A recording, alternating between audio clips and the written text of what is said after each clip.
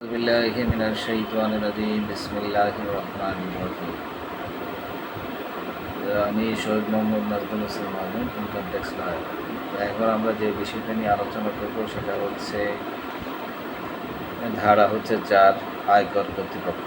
তো আয়কর কর্তৃপক্ষতে কারা কারা আছে সেটা ধারণা করব।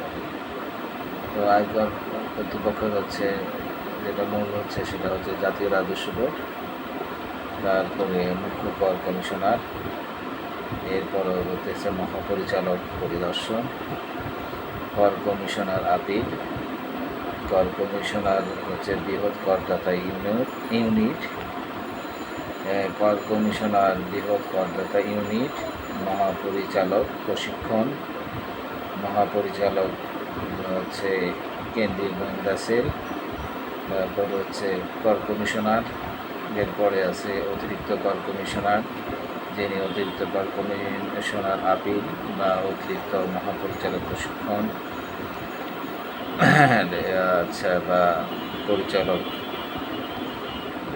কেন্দ্রীয় গোয়েন্দা সেলের দায়িত্ব থাকতে পারে। আচ্ছা, অতিরিক্ত মহাপরিচালক পরিদর্শন বা পরিদর্শী অতিরিক্ত কর কমিশনার, তারপরে আছে যুগ্ম কর কমিশনার, যিনি যুগ্ম কর কমিশনার আপিল, পরিচালক প্রশিক্ষণ, তারপরে যুগ্ম পরিচালক কেন্দ্রীয় গোয়েন্দা সেল, পরিচালক হচ্ছে পরিদর্শন বা পরিদর্শী যুগ্ম কর কমিশনার।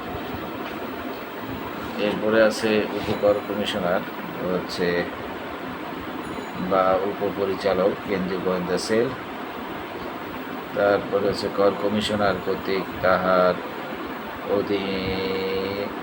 অধিক্ষেত্রাধীন উপকর কমিশনারগণের মধ্য হইতে মনোনীত ট্যাক্স রিকভারি অফিসার, তারপরে হচ্ছে সহকারী কর কমিশনার, সহকারী পরিচালক কেন্দ্রীয় গোয়েন্দা সেল, অতিরিক্ত সহকারী কর কমিশনার, তারপর হচ্ছে কর পরিদর্শক।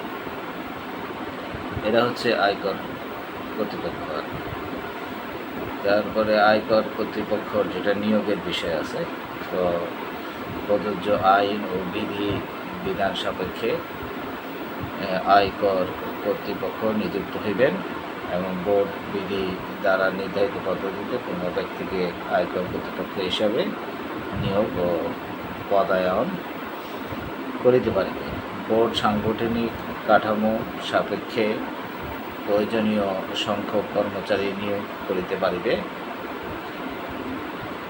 এটা এখানে আর একটু বলা আছে, সেটা হচ্ছে কোনো আয়কর কর্তৃপক্ষ তাহার বিদ্যমান পদের ব্যবহৃত উচ্চতর পদে চলতি দায়িত্বে পদায়িত হইলে তিনি উক্ত উচ্চতর পদের সকল ক্ষমতা প্রয়োগ ও কার্য সম্পাদন করিতে পারিবেন। আর ক্ষমতা সম্বন্ধে বলা হচ্ছে, বোর্ড আদেশ দ্বারা কোনো ক্ষমতার অধীনস্থ অন্য কোনো আয়কর কর্তৃপক্ষকে অপন্ন করিতে পারিবেন। কোনো আয়কর কর্তৃপক্ষের ক্ষমতা অন্য কোনো আয়কর কর্তৃপক্ষকে অপন্ন করিতে পারিবে।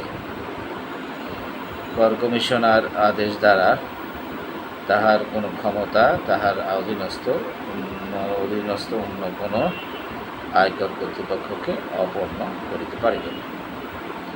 এটা আমরা দেখলাম ধারা 4-এ দেখলাম যে আয়কর কর্তৃপক্ষ কারা, আর হচ্ছে 5-এ দেখলাম আয়কর কর্তৃপক্ষ নিয়োগটা। তো আমি হচ্ছে Shahid Mohammad Nazmul Hossain, income tax lawyer. যারা আমাকে দিয়ে আপনাদের ট্যাক্সের ফাইল করতে চান, ট্যাক্সের হচ্ছে আপিল ট্রাইব্যুনাল করাতে চান, বা যে কোনো মামলায় ফেস করাতে চান, স্ক্রিনে আমার নাম্বারটা দেওয়া থাকলে আমার সাথে যোগাযোগ করেন। তো আমি Nazmul Hossain, tax talk of Bangladesh.